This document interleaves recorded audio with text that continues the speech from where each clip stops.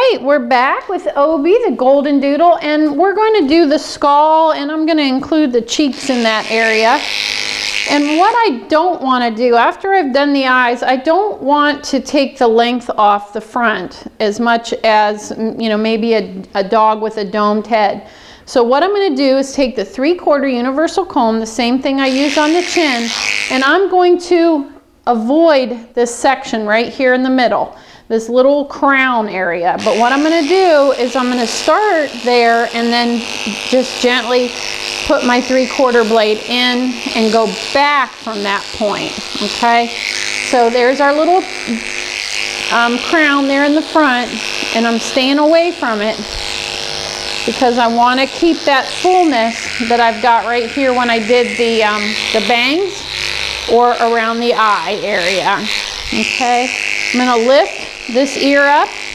See all that hair that hangs down? I'm going to get behind the ear.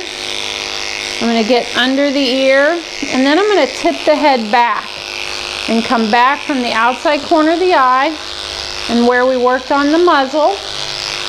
Okay, and what that's going to do, because the hair does not go straight down, it grows kind of in an angle back, it's going to allow me to create a nice round face first time around.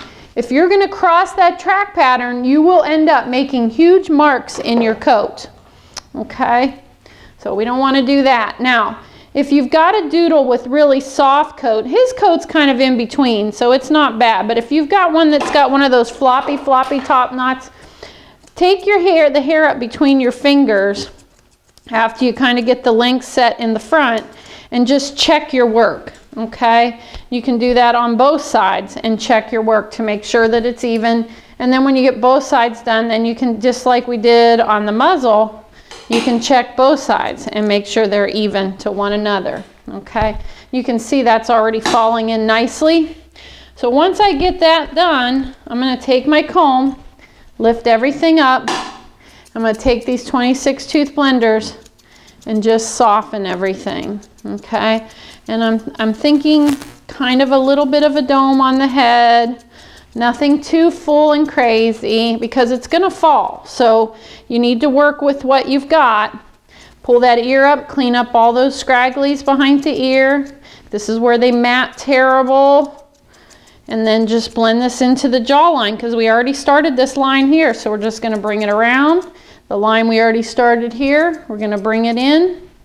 And then just remember that this hair is going to fall. So I just kind of give it a gentle push into place and see what I got. And if I see a little tag here and there, I'll come back with my blenders and touch it up. But I usually don't go after it with a straight shear. These dogs are great for those blending shears, a 26 tooth blender. Thanks.